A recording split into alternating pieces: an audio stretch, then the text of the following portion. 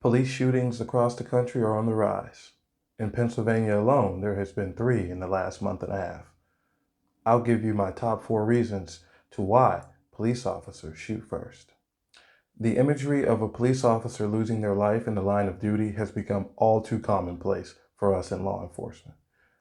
Now, for every one situation that's very rare where a police officer kills an unarmed person, police officers being killed while they're working is common. First point I want to bring is the conditioning from the imagery that we see on television, in newspaper articles, and online.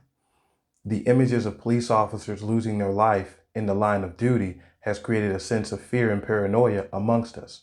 We don't want to die. We didn't sign up to die, and we don't want to leave our families without brothers, sisters, fathers, husbands, and wives. We shoot first because we don't get an opportunity for a do-over. If you make the mistake of not getting a shot off before the other person does, that's it. You go home in a box.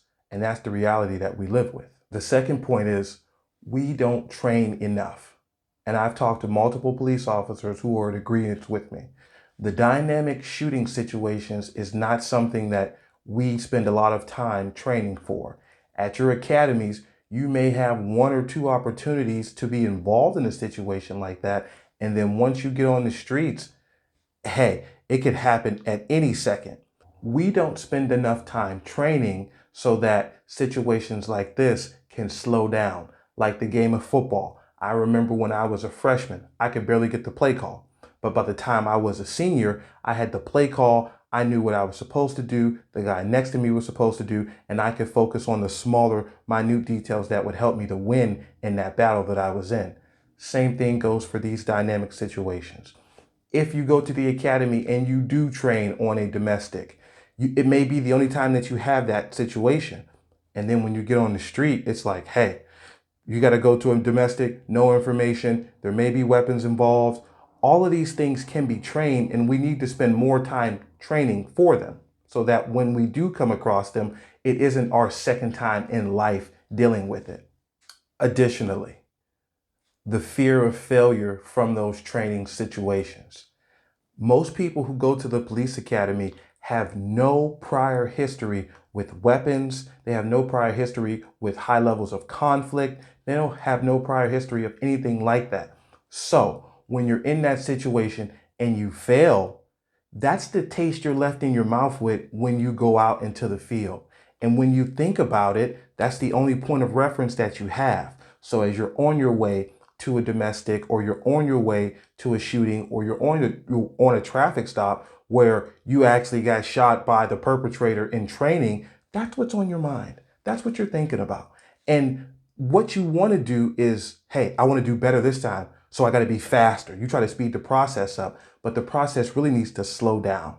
When you take the images that you see, when you take the lack of training, when you take the mental mind state of a person as a result of not being successful in their training, and you ask them to make a decision in a split second, these things all come to a head in that very split second. The general public doesn't understand. You have 3, maybe 4 seconds to unholster your weapon, get it aimed, and get a shot off that's going to be accurate. And if you don't, and that person does, I said it before, I'll say it again, it's over. I don't care who you are. If you're given that situation, you're put in those circumstances, and you're told to go out and make a decision like that, most people are going to fail, right? Most people are going to shoot people that they probably didn't want to, but because of everything that's gone on, they're going to do it.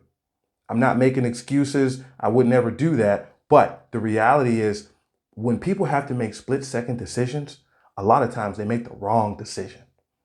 For example, on a traffic stop, you pull a car over. As you're getting out of the car, the operator gets out of the car himself. He reaches into his jacket. At that point, as a police officer, we've been trained, we've been taught that that person is more than likely reaching for a weapon. And if they're not, you as a police officer have to make the determination of whether or not you're going to take the risk of them reaching for a weapon or reaching for their wallet. What are you going to do? It's easy to say when you're not in a situation, oh, I just wait to see what it is. But at 1 o'clock in the morning on a dark road, a wallet looks like something that can kill you. People will kill us, as evident by the 3 murders of police officers in Pennsylvania over the last month and a half. And people don't want to be accountable for their own actions. And that's the problem. We didn't ask to go to a lot of these situations. We didn't ask for you to not have your vehicle's registration valid. And when we pull you over to let you know or maybe cite you, we do not expect that you are going to try to kill us. What type of world are we living in? That's the world we're living in.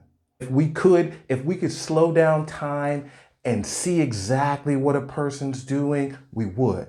It's not even necessarily a fear thing of where a police officer of one color is afraid of someone else. Because guess what? I can guarantee you out in Wichita, Kansas, police officers getting shot at by people of the same race still happens.